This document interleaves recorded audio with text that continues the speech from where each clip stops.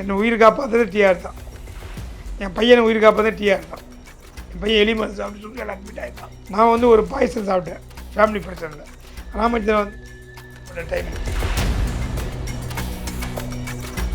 அப்போ வந்து பிரசாந்த் கல்யாணம் என்னை கூட்டு சேர்த்தவங்க வந்து இது மாதிரி இந்த பிரச்சனை இருக்காரு, ஹாஸ்பிட்டலில் சேர்க்க விட மாட்டேன்றாங்க, பாய்சன் கேஸ் போலீஸ் ஸ்டேஷன் போய்ட்டு வாங்கன்றாங்க.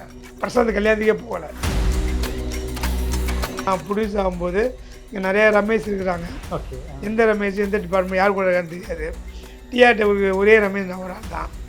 டிஆர் ரமேஷ் தான் சினிமாவுக்கு அடைமொழி வந்து டிஆர் அடையாளத்துக்காக வச்ச பிறகு அது அந்த குடும்பமே அது சம்மதிச்சுது. நாங்கள் சினிமாவில் தான் பார்த்துருக்கோம், அவங்கள ஒரு டேரக்டராக பார்க்குறோம், ஹீரோவாக அப்படிலாம் பார்க்குறோம். நீங்கள் பக்கத்துலேருந்து ஒரு மனிதராக பார்த்துட்டு இருப்பீங்க.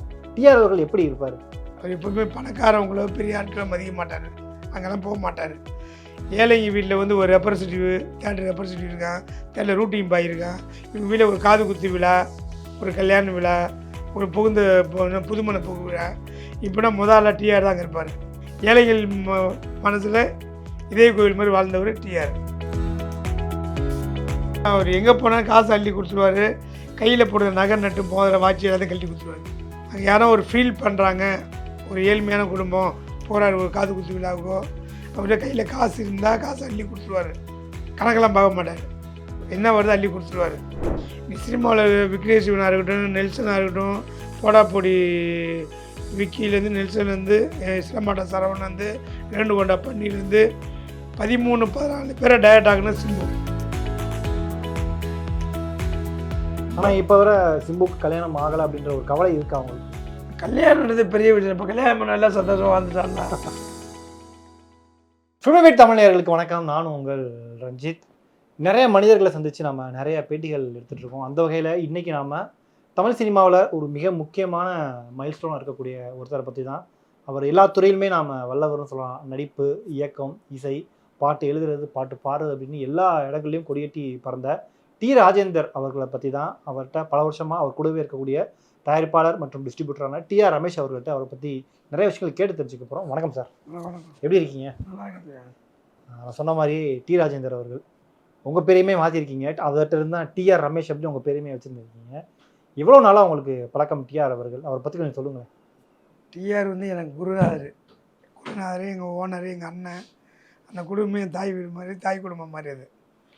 ஆனால் அந்த குடும்பம் வந்து எனக்கு நான் கமலா தேட்டரில் வந்து கன்ஃபர்மேஷனாக இருக்கும்போது ஒரு 25-30 வருஷம் முன்னாடி காதல் எழுவேன்னு ஒரு படம் பையனை வச்சு முதல்ல ஹீரோவாக பண்ணார். அந்த படம் கமலா தேட்டரில் போடுறது வரும்போது அப்போ நான் கமலா தேட்டரில் இருக்க செட்டியார் கூட இருக்கேன். நான் செட்டியார் கூட இருந்து அதுக்கப்புறம் வந்து அந்த படத்தை அங்கே போட வரும்போது அங்கே தான் எனக்கு டிஆர் பழக்கம். அவர் வந்து படம் கன்ஃபார்ம் பண்ணி தேட்டர் போட்டதப்போ வார செக்கு கொண்டு அவர் வீட்டில் கொண்டு கொடுப்பேன் ஷேர்.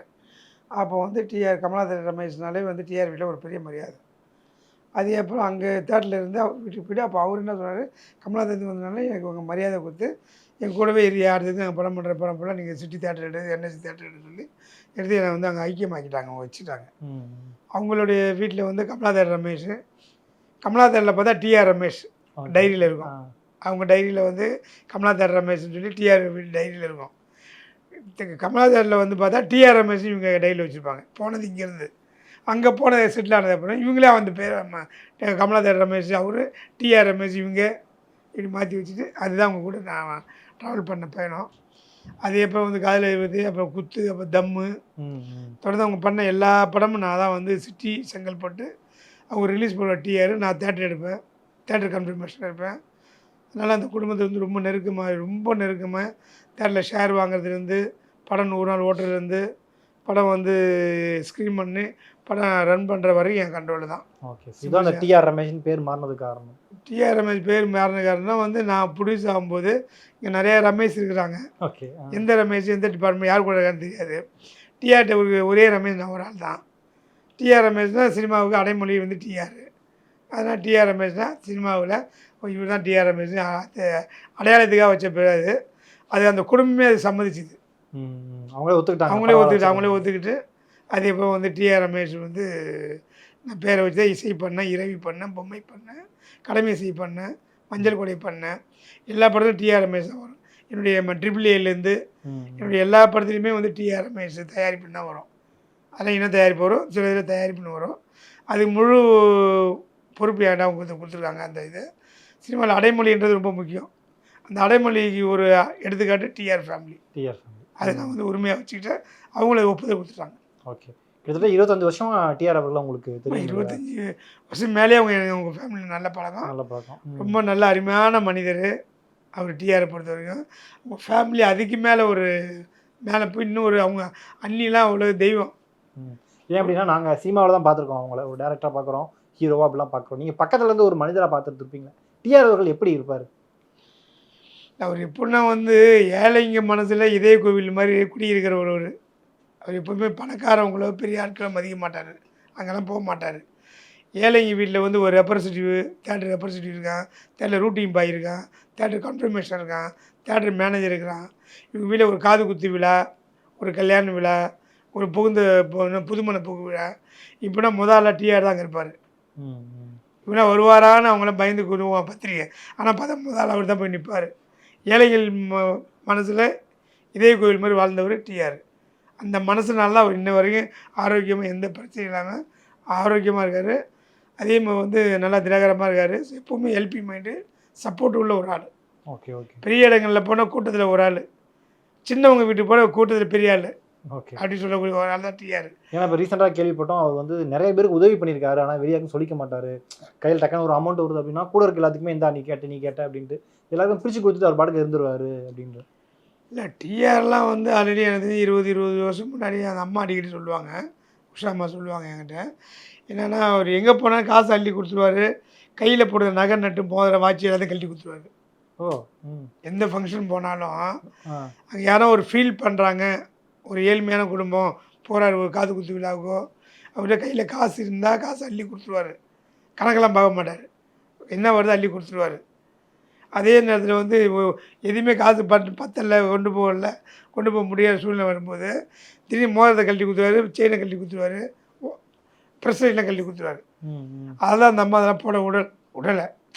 அவர் எல்லாமே வாரி கொடுத்துறாரு, கணக்கு பார்க்க மாட்டார். தகுதி பார்த்து தராதரத்தை பார்த்து கொடுக்கணும் செய்யணும் அப்படிலாம் கிடையாது. ஒரு ஏழ்மையான இப்போ நான் அவர் கூட நிறையா வாட்டி பொக்கை வாங்க போவேன், பூக்கார மாட்டை போய் பூ வாங்கலாம் போவார், பொக்கை வாங்க வாழ்க்கையில் வாங்க போவார்.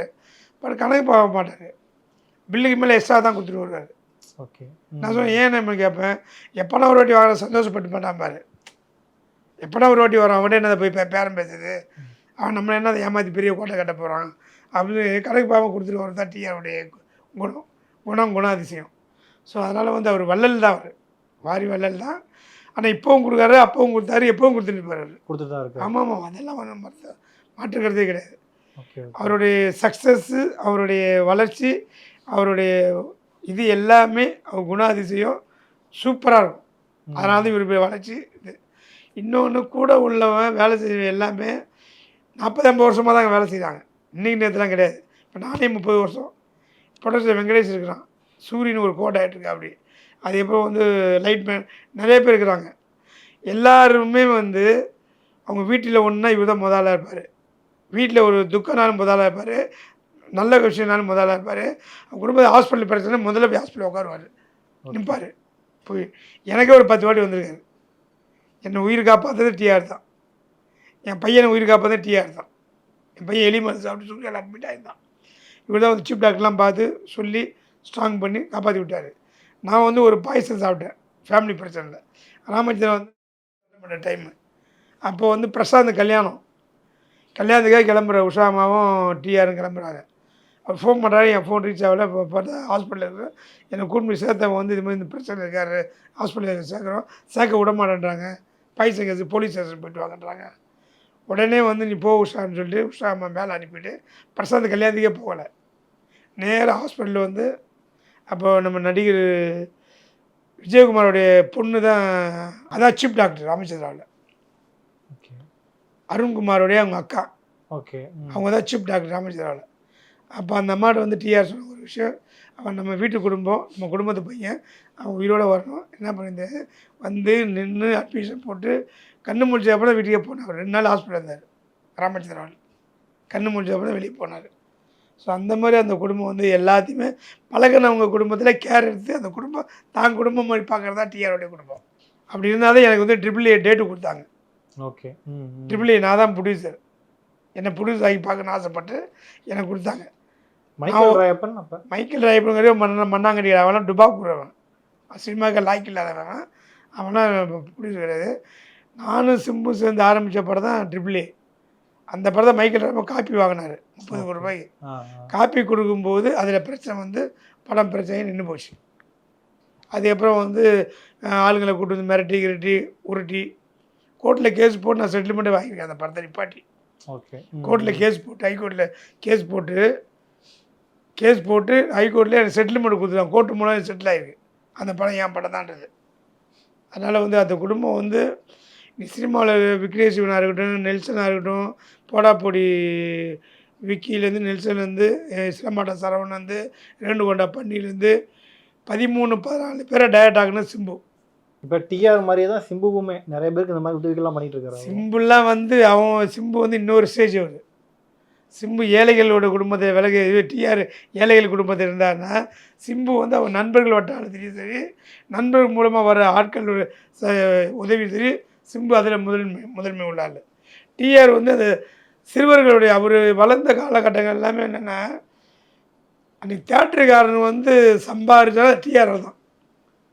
ரஜினி படத்துலையோ கமல் படத்துலையோ எவன் படத்தையும் கிடையாது. அன்றைக்கி 26 படம் பண்ணுங்க டிஆர், 23 படம் 22 படம் சில்வர் ஜூப்ளி, எல்லாமே மேக்ஸிமம் சொந்த படம். 7-8 படம் தான் வெளிப்படம், மிச்செல்லாம் ஓன் படம் தான். ஓன் படம் எல்லாமே வந்து தேட்டருக்காரன் ஒரு தேட்டரு டிஆர் படம் போட்டால் 2 படம் ஒரு தேட்டர் வாங்கிடுவாங்க. டிஆர் படம் 2 படம் தேட்டர் போட்டான்னா 2 படம் தொடர்ந்து ஒரு தேட்டரில் போட்டால் பக்கத்தில் உள்ள தேட்டர் வாங்கிடுவாங்க தேட்டருக்கு. அந்த அளவுக்கு கலெக்ஷன், அந்த அளவுக்கு கலெக்ஷன் வரும், அந்த அளவுக்கு படம் ஓடும். அவர் படம் எல்லாமே சில்வர் ஜூப்ளி படம் தான். தேட்டருக்காரர் சொன்ன தமிழ் சினிமாவில் வந்து ராஜஸ்ரீ பிக்சர் பாம்பேயில் இருக்குது. அந்த கம்பெனி தான் வந்து worldwide own release, one time satellite telecast. அதுக்கப்புறம் இன்னும் தமிழ்நாட்டுக்கு கொண்டு வந்து டிஆர் தான். வேறு யாருமே கிடையாது. ஓகே. சிம்பு உங்களுக்கு கிட்டத்தட்ட 25 வருஷமாக பழக்கம் உங்களுக்கு? சிம்பு காதல் எழுதியில் நடிச்சதுலேருந்து என் பழக்கம் தான். சிம்பு குடும்பம் நான் ஒரு அங்கத்தினர்.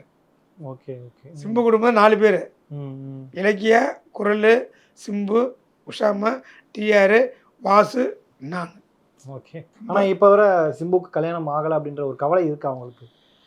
கல்யாணம்ன்றது பெரிய விஷயம். இப்போ கல்யாணம் பண்ண எல்லாம் சந்தோஷமாக வாழ்ந்துட்டான்ல. இந்த ஜென்ரேஷன் கல்யாணம் தேவையில்லை. இந்த ஜென்ரேஷனு கல்யாணம் தேவையில்லை.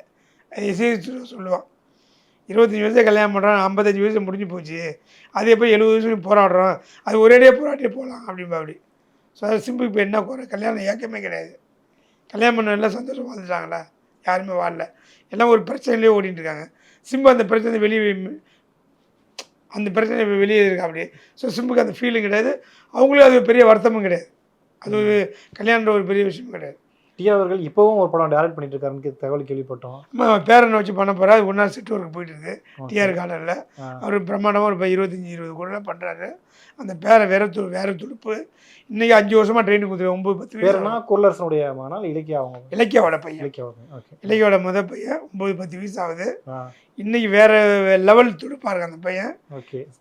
சிறு வயசு சிம்பு எப்படி அந்த அளவுக்கு சிம்பு வந்து 10 மடங்கு பெரிய ஆளாக வரும் அந்த பையன். அவ்வளோது ட்ரம்ஸ் வாசிக்குது, டைலாக் பேசுது, ஸ்டைல் பண்ணுறது, ஐயோ வேறு லெவல் பையன். தாத்தா மாதிரியா சித்தப்பா மாதிரி, இது மாமா மாதிரியா? ரெண்டும் கலந்து 2 பேருக்கு மேலே ஒரு 3வது ஒரு பவர்ஃபுல்லான ஆள் அந்த பையன். 3வது தலைமுறை. 3வது தலைமுறை வேறு லெவல் வருவான் அந்த பையன். குரல் இது இலக்கிய பையன். Okay okay. சரியான குழந்தை. எனக்கு ரெஜ்ஜையில் என் படத்தை வாங்கி ரிலீஸ் பண்ணுறேன்னு சொல்லிட்டு திடீர்னு விக்ரம் படம் ரெய்டு ஆனவொன்னே படத்தை வந்து கழட்டி விட்டாங்க.